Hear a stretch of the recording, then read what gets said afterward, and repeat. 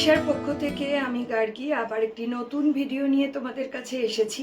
এর আগে geographical thought সম্পর্কিত বিভিন্ন যে টপিকগুলো আমি পড়িয়েছিলাম, তার মধ্যে ডিটারমিনিস্টিক অ্যাপ্রোচ হবার পর থেকেই তোমরা অনেকেই আমাকে রিকোয়েস্ট করেছো, যারা আমার কাছে অফলাইন অনলাইনে ক্লাস নাও বা যারা আমার রেগুলার ইউটিউব ভিডিও দেখো, যে পসিবিলিজম ভিডিওটি নিয়ে আমি যেন একটা কিছু পসিবিলিজম নিয়ে যেন আমি একটা ভিডিও করি, যাতে তোমাদের বুঝতে অনেকটা সুবিধা হয়।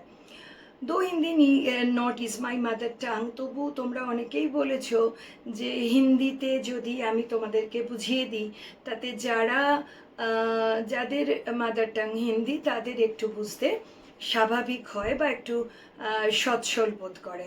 তো আমি আজকে এই জিনিসটা পুরোটা পড়িয়ে দেবার পরে হিন্দিতেও ট্রাই করব। হয়তো কোনো ছোট বড় ভুলচুক থাকতে পারে, সেটা তোমাদের সমস্ত দর্শকদের কাছ থেকে আগে থেকেই আমি ক্ষমা চেয়ে নিলাম। তো সম্ভাবনাবাদ বা পসিবিলিজম এই অ্যাপ্রোচটা দ্বিতীয় বিশ্বযুদ্ধের পরপর ধীরে ধীরে ডেভেলপ করে। তার আগে পর্যন্ত ডিটারমিনিস্টিক অ্যাপ্রোচটাই ভীষণভাবে গোটা ওয়ার্ল্ড ওয়াইড ছড়িয়েছিল। ডিটারমিনিস্টিক অ্যাপ্রোচের ক্ষেত্রে সবথেকে বড় যে জিনিস, সেটা হচ্ছে যে এনভায়রনমেন্ট কি করে ওয়ার্ল্ডের প্রত্যেকটা জিনিসকে কন্ট্রোল করছে। এখন এনভায়রনমেন্ট আর ম্যান, এই দুটো জিনিস কিন্তু আমাদের চারপাশের পরিবেশ বলো বা এনভায়রনমেন্টের একটা বড় ফ্যাক্টর বলো, দুটোর ক্ষেত্রেই কিন্তু খুব ইম্পর্টেন্ট। কারণ প্রত্যেকটা জিনিস মানুষের সাপেক্ষে, মানুষকে নিয়ে এবং মানুষের জন্যই কিন্তু করা হয়। মানুষ এমন একটা important agent in every part of the education, every part of the subject, সুতরাং সেখানে সেটাকে বাদ দিয়ে কিছু হয় না। আজকে এখানে একটা জায়গায় পেট্রোলিয়াম পেলাম, কালকে সেখানে দেখা গেল এতটা সোনা পেলাম, কি কোথাও একটা প্লেন ক্র্যাশ হলো, কি কোথাও একটা ফরেস্ট ফায়ার লাগলো, যেটাই হয়ে থাকুক সর্বাগ্যে প্রাণীর মধ্যে আমাদের জীবজন্তু ছাড়া নেক্সট যে জিনিসটার কথা সবার আগে মনে হয় সেটা হচ্ছে মানুষের কোনো ক্ষয়ক্ষতি হলো কিনা। তো এই যে কনসেপ্টটা, প্রত্যেকটা জিনিসের কনসেপ্ট কিন্তু কোরিলেট করে আছে মানুষের ওপরে। এবং আমরা যদি দেখি পসিবিলিজমের এই ধারণাটা যে inter relationship, man environment inter relationship, সেইটার উপরে ডিপেন্ড করেই সে জিনিসটা গড়ে ওঠে। এবং এর কারণ হিসেবে যারা ডিটারমিনিস্টিক অ্যাপ্রোচের মধ্যে ছিলেন, তাদের ক্ষেত্রে স্বভাবতই যে এনভায়রনমেন্টকে ছোট করে মানুষকে এতটা হাইলাইট করা হচ্ছে বা মানুষের পসিবিলিটিস খুঁজে বেড়ার ব্যাপারটাকে, মেথডটাকে হাইলাইট করা হচ্ছে, সেটা কি করে কিভাবে হয়। দেখো, একটা পরিষ্কার কথা, এনভায়রনমেন্ট আমাদের কাছে রাস্তা রাখে। এবং দ্বিতীয় কথা, এনভায়রনমেন্ট আজও আমাদের কাছে একেবারে ডিটারমিনিস্টিক অ্যাপ্রোচ থেকে সরে গেছে নট দ্যাট। কোথাও বন্যা হচ্ছে, কোথাও সুনামি হচ্ছে, বা কোথাও ট্রপিক্যাল সাইক্লোন বা টর্নেডো হচ্ছে, এটা যে কোনো পৃথিবীর, হ্যাঁ তুমি এস্টিমেট করতে পারো এরকম ধরনের কোনো ঘটনা ঘটতে পারে। ট্রপিক্যাল সাইক্লোনটা এত কিলোমিটার বেগে সেই জায়গার মধ্যে দিয়ে ডাইরেকশন দেখে বলতে পারো যেতে পারে, বাট তার ফলে কতটা ক্ষয়ক্ষতি হবে হওয়া না পর্যন্ত তোমার কিন্তু বলা সম্ভবপর নয়। সুতরাং আর টর্নেডোটাকে হাতে করে নিয়ে গিয়ে জায়গাটাকে ঘুরিয়ে অন্যদিকে ঘুরিয়ে দিতে পারবে না, নিজে থেকে না ঘুরলে ট্রপিক্যাল সাইক্লোনের পথটাকেও চেঞ্জ করে দিতে পারবে না। তো সেখানে কিছুটা পরিমাণ মানুষ তো লিমিট, মানুষের একটা লিমিট তৈরি হয়ে যাচ্ছে, এই লিমিটেশনের বাইরে তো সে যেতে পারছে না। এটা ডিটারমিনিস্টিক অ্যাপ্রোচ। আবার যদি আমরা বলে থাকি পসিবিলিটিস্টিক অ্যাপ্রোচ, তাহলে এই যে এখন সরি ওয়েদার অ্যান্ড ক্লাইমেটের এই যে ওয়েদার ফোরকাস্টিংয়ের বিভিন্ন মেথডগুলো সম্পর্কে বলা হয়, তাতে আমরা কিছুটা পরিমাণ হলেও তো অবগত থাকি যে আজকে বৃষ্টি হতে পারে, সুতরাং ছাতা নিয়ে বেরোনোই ভালো, বা সাইক্লোন হবার একটা আন্দাজ রয়েছে, দূরে কোথাও না যাওয়াই ভালো, আজকে বিকেলের দিকে সাইক্লোন ঢুকবে। তো এই যে জিনিসগুলো, এটা মানুষের, বা বৃষ্টিটা হলে টানা হয়তো সাইক্লোনের ফলে 3-4 দিন একটা ডিপ্রেশনাল ফেজ যায়, যাতে ঝিরঝির ঝিরঝির করে বৃষ্টিটা চলতেই থাকে, কারণ আই অফ দ্য সাইক্লোন থেকে পুরো জিনিসটাকে থামতে তো একটা টাইম লাগে। তো ন্যাচারালি লোকের নিত্য প্রয়োজনীয় জিনিস যেটা আগে থেকে কিনে রাখা দরকার, বাজারপত্র, মেডিসিন, এইগুলো, তো এই ফোরকাস্টের ফলে মানুষের সেই জিনিসটার সুবিধা হয়। তো this is the kind of possibilistic approach. অর্থাৎ প্রকৃতি তোমাকে নানা জিনিসের মধ্যে এটাও বলে দিচ্ছে যে আমি তোমাকে ফোরকাস্ট করবার জন্য এই জিনিসটা কিন্তু দিচ্ছি, এবার তুমি সেটাকে কি করে হাইলাইট করবে সেটা কিন্তু তোমার ব্যাপার। তো পসিবিলিস্টিক অ্যাপ্রোচটা দেখা যায় যে সেকেন্ড ওয়ার্ল্ড ওয়ারের ডিভাস্টেটিং কাণ্ড কারখানার পরে ইউএসএ ব্রিটেনের যারা ডিটারমিনিস্টিক অ্যাপ্রোচকে সমর্থন করেছিলেন তারা প্রায় সকলেই সেই সময় খুব পরিমাণে ক্রিটিসাইজ হন। এবং এর পরবর্তীকালে দেখতে পাওয়া যায় জেমস মানুষ আর পরিবেশের মধ্যে যে সম্পর্কটাকে সেটাকে হাইলাইট করে তুলতে থাকেন, এবং হাইলাইট করে তোলবার সাথে সাথে তিনি কিন্তু এই পসিবিলিস্টিক অ্যাপ্রোচটাকেই সমর্থন করেন। তার সাথে সাথে তিনি বলেন যে এই যে পসিবিলিস্টিক অ্যাপ্রোচ এর যে বেস সেটা দাঁড়িয়ে থাকবে একটা সোশ্যাল কনসেপ্টের মধ্যে, একটা রেশিয়াল গ্রুপ বা পিপলের মধ্যে। আমাদের যে বিভিন্ন ওয়ার্ল্ডের মধ্যে পপুলেশন রেশিয়াল গ্রুপগুলো রয়েছে সবাই তো সেখানে ইকুয়ালি ডেভেলপ নয়। যারা ইকুয়ালি ডেভেলপ, যারা আগে এগিয়ে আসছে, যারা আরও ভালো কাজ করছে টেকনোলজিক্যালি, এডুকেশনের দিক থেকে অনেক বেশি অ্যাডভান্স, ডেফিনেটলি তাদের প্রায়োরিটি, তাদের তৈরি করা জিনিস আমাদের যে কোনো কিছুর ক্ষেত্রে আগে কাজে লাগছে। ব্যাকওয়ার্ড সোসাইটির ক্ষেত্রে সেই জিনিসটা কাজে লাগাতে বা তারা সেই জিনিসটাকে কাজে লাগাবে, সেই দুটো জিনিসের ক্ষেত্রেই কিন্তু একটা লিমিট তৈরি হয়ে যাচ্ছে। এবার ইকোনমিক্যাল বেস ডাইরেক্টলি এফেক্ট না করলেও ইনডাইরেক্টলি তো এফেক্ট করে।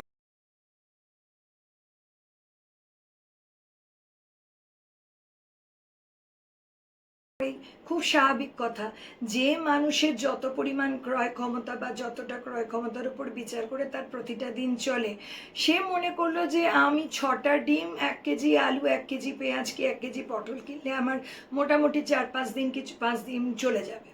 কিন্তু যে মানুষটার হাতে দেখা যাচ্ছে তার থেকে সামর্থ্য বেশি, ইচ্ছাটাও বেশি, ক্রয় ক্ষমতা করবার জায়গাটা যার বেশি থাকবে, ন্যাচারালি তার উইশটাও বেড়ে যাবে। সে তখন তার শুধুমাত্র ডিমে আটকে থাকবে না, সে মাছে যেতে পারে, মাংসে যেতে পারে, তার কারণ সেই জিনিসটা খরচা করবার মতন এবিলিটি রয়েছে।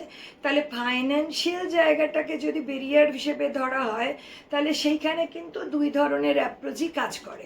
তো এই অ্যাপ্রোচগুলো ডাইরেক্টলি ইনডাইরেক্টলি যে কোনো পসিবিলিস্টিক অ্যাপ্রোচের ক্ষেত্রেই কিন্তু কাজ করে। আমি এর আগেও বলেছিলাম যে কোনো সাবজেক্ট, যে কোনো জিনিসের সাথে কিন্তু কোরিলেটেড। একটা জিনিসকে তুমি যদি ভালোভাবে কখনো বোঝো তাহলে দেখবে অন্য জিনিসটা অটোমেটিকলি তোমার কাছে অনেকটা জলের মতন সরল সোজা হয়ে দাঁড়াবে, যেটা অন্য কোনো সময় চট করে হয় না। তো এখানে আরেকটা জিনিস বলবার মতন ব্যাপার রয়েছে, সেটা হচ্ছে যে সম্ভাবনাবাদ সম্পর্কে ভিডেল ডি লাপ্লাসের যে মানে পসিবিলিস্ট অ্যাপ্রোচ যেটাকে বলা যেতে পারে, ভিডেল ডি লাপ্লাসের এই অ্যাপ্রোচের ক্ষেত্রে আরেকটা জিনিস লক্ষ্য করে দেখা গেছে যে তিনি কিন্তু ডারউইনিজমের একদম অ্যান্টি ছিলেন। ডারউইনিজম পন্থাটাকে তিনি কোনোভাবেই কিন্তু সাপোর্ট করেননি। পরবর্তীকালে জা ব্রুন্স বলো, লুসিয়ান ফেবার বলো, এরা প্রত্যেকে, জা ব্রুন্স যেমন তার সঙ্গে ম্যান এনভায়রনমেন্ট রিলেশনটাকে খুব হাইলাইট করেছেন, তেমনি লুসিয়ান ফেবার কি করেছেন যে ডিফারেন্ট কাইন্ড অফ এরিয়া বা রিজিওনাল অ্যাপ্রোচটাকে, এনভায়রনমেন্টের রিজিওনাল অ্যাপ্রোচটাকে পসিবিলিজমের ধারণার মধ্যে ঢুকিয়ে দিয়েছেন। যেমন একটা সমভূমিতে থাকা মানুষজন যে ধরনের পসিবিলিটিস বা যে ধরনের সুযোগ সুবিধা বা মানে অ্যাডভান্টেজ পায়, একটা মেরু অঞ্চলে বা একটা পোলার রিজিয়নে থাকা লোক বা একটা ডেজার্ট রিজিয়নের লোক থাকা লোক, তাদের পক্ষে সে জিনিসটা পাওয়া কখনোই সম্ভবপর নয়।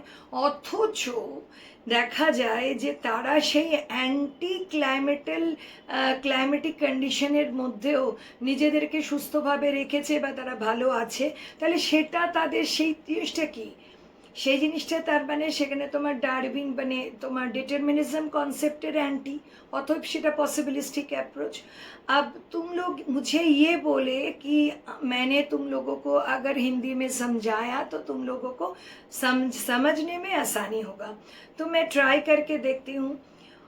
डिटर्मिनिस्टिक अप्रोच तो before the second world war ये कॉन्सेप्ट बहुत ज़्यादा इसको महत्व दिया गया था और इसका इम्पोर्टेंस था, जहाँ पे एनवायरनमेंट एनी काइंड ऑफ जो कुछ भी है दुनिया में, जो कुछ भी चलता है सब कुछ एनवायरनमेंट ही डिटरमाइन करता है।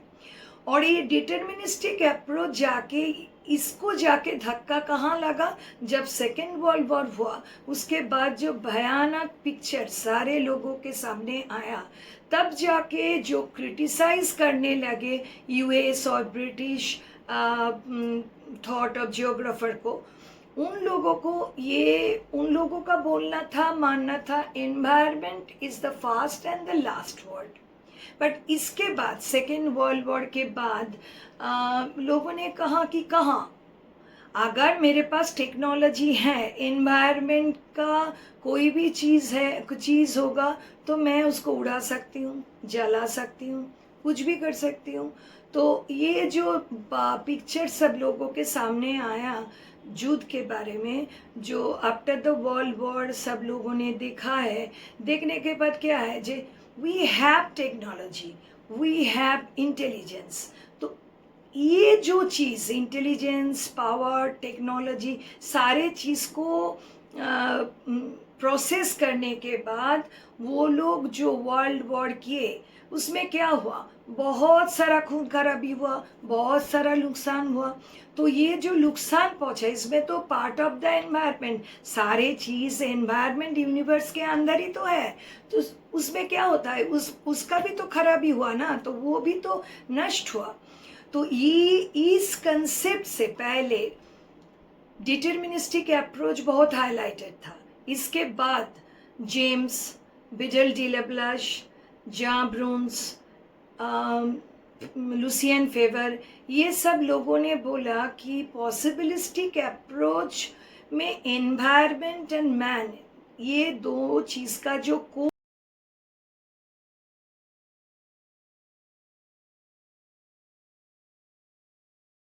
रिलेशन है, इसमें महत्व ज़्यादा देना पड़ेगा, क्योंकि कोई भी चीज़ मैन एनवायरनमेंट को रिलेशन के ऊपर तैयार होता है। लुशियन फेबर ने क्या बोला, जो मैन एनवायरनमेंट रिलेशन का इंटर रिलेशनशिप रीजियन के ऊपर भी बहुत महत्व रखता है। रीजियन कहाँ पे वो है, कौन से रीजियन में है, उस रीजियन का क्लाइमेट कैसा है, फूड कैसे है, क्या खाते हैं, कैसे रहते हैं, उन लोगों का बिहेवियरल अप्रोच कैसे है, ये सारा चीज़ देख के पॉसिबिलिस्टिक अप्रोच कहाँ तक जाएगा, कितना दूर तक डिटर्मिनिस्टिक अप्रोच आने के बाद मैन खुद से, यानी कि पीपल को ये सोचना पड़ेगा, जो वो वहाँ पे रहने वाले लोगों को ये सोचना पड़ेगा कि आगे जाके इतना ही मेरा लिमिट है, इससे आगे नहीं जा पाएंगे। ये डेजर्ट रीजन है, यहाँ पे इतने साल में एक बार भी हम एग्रीकल्चर कर सकते हैं, पर हम अगर टेक्नोलॉजी को यूज़ करें, हम अगर साइंस को यूज़ करें, इरिगेशनल मेथड को यूज़ करें, तो हम 2 बार कर सकते हैं। तो that is the theory of possibilities, that is the main theme of possibilism. ये पॉसिबिलिज्म अप्रोच में भी बहुत सारा क्रिटिसाइज पॉइंट है। क्रिटिसिज्म के पॉइंट में एक चीज़ तो है कि मैन एनवायरनमेंट के जो अंतर रिलेशनशिप और इंटर रिलेशनशिप है, ये बहुत मायने रखते हैं सब लोगों के पास, पर इसका कोई साइंटिफिक बेस, यानी कि साइंटिफिक कोई जस्टिफिकेशन नहीं है। तो जैसे कि इसका कोई साइंटिफिक जस्टिफिकेशन नहीं है, तो इसको जस्ट बोला जाता है कि जस्ट ऑपोजिट और एंटी कंसेप्ट ऑफ डिटर्मिनिज्म। और कोई भी थ्योरी में एक चीज़ को एकदम पूरा से पूरा डिलीट कर दो, जैसे कि एनवायरनमेंट डिटर्मिनिज्म में एनवायरनमेंट हाईलाइटेड था, एनवायरनमेंट हाईलाइटेड होने के बाद भी वो सारा हाईलाइटेड पार्ट किसके ऊपर जाता था, यूनिवर्स का अदर पार्ट्स में, जहाँ पे लोग रहते हैं, आसपास में पेड़ पौधे जहाँ जो भी रहते हैं उसके ऊपर होता था। तो यहाँ पे क्या किया जाता है, जो करेंगे हम ही करेंगे, यूनिवर्स उसमें कुछ नहीं है, यूनिवर्स का पार्ट इसमें कुछ नहीं आता है, दिस इज़ नॉट राइट। तो this is the typical critical factor of this particular approach, যেটা বাংলায় বললে বলা যেতে পারে যে মানুষ আর এনভায়রনমেন্টের মধ্যে যে আন্তঃসম্পর্কটা, এটাকে হাইলাইট করা হচ্ছে, নো ডাউট, কিন্তু হাইলাইট করা হচ্ছে কার ওপরে, মানুষের ওপরে। প্রত্যেকটা জিনিসের রেসপন্সিবিলিটি, প্রত্যেকটা জিনিসের এগিয়ে যাওয়া প্রসেস ডেভেলপমেন্ট, ওয়েদার যে কোনো কান্ট্রির ক্ষেত্রে হোক, ডেভেলপ হোয়াট এভার এনিথিং, যেখানেই হয়ে না থাকুক না কেন, সব ক্ষেত্রে কিছু পরিমাণ হলেও তো মানুষ আছে, বন জঙ্গল আছে, প্রাণী জন্তু রয়েছে। তাহলে এই কাজটার মধ্যে থেকে আমি যখন ম্যান এনভায়রনমেন্ট কোরিলেশন সম্পর্কে বলছি, বাট এনভায়রনমেন্টকে আমি পাত্তাই দিচ্ছি না। আমি বলছি এনভায়রনমেন্ট ম্যাটারই করে না, যা করে সব কিছুই মানুষ করে, মানুষই পসিবিলিটিস খোঁজে, পায় না যখন সেখানটাতে আমার লিমিট তৈরি হয়, সেইখানে deterministic approach. But this is not true. Scientific approach হিসেবে যদি আমি দেখতে চাই, তাহলে এই পার্টিকুলার থিওরিটাকে, পসিবিলিজম থিওরিটাকে অ্যান্টি থিওরি বলা যায়, বাট এটা মানে জাস্টিফাইড সায়েন্টিফিক অ্যাপ্রোচ বলা যায় না। তো আশা করি তোমরা সকলেই বুঝতে পেরেছো পসিবিলিজম অ্যাপ্রোচটা কী। এ সম্পর্কে তোমাদের যদি কোনো রকম কোনো কোশ্চেন থাকে, তোমরা কমেন্ট বক্সে দিতেই পারো। আর যারা এখনও পর্যন্ত আমার চ্যানেলটি সাবস্ক্রাইব করোনি, তারা সাবস্ক্রাইব করো এবং বেল আইকনটি প্রেস করে রেখো, যাতে আগামীতে যে যে ভিডিওগুলি আমি করব তার নোটিফিকেশন তোমরা আগেই পেতে পারো। তোমাদের কারো যদি কোনো কিছু জানার ইচ্ছে থাকে, অবভিয়াসলি আমাকে কমেন্ট করতে পারো, এবং স্ক্রিনে আমার নাম্বার তো দেওয়াই থাকে, সেটা ক্লাসের জন্যও দেওয়া থাকে, কোনো কিছু জানার জন্য হলেও তোমরা হোয়াটসঅ্যাপ করে জানাতে পারো। আজকের জন্য এইটুকু।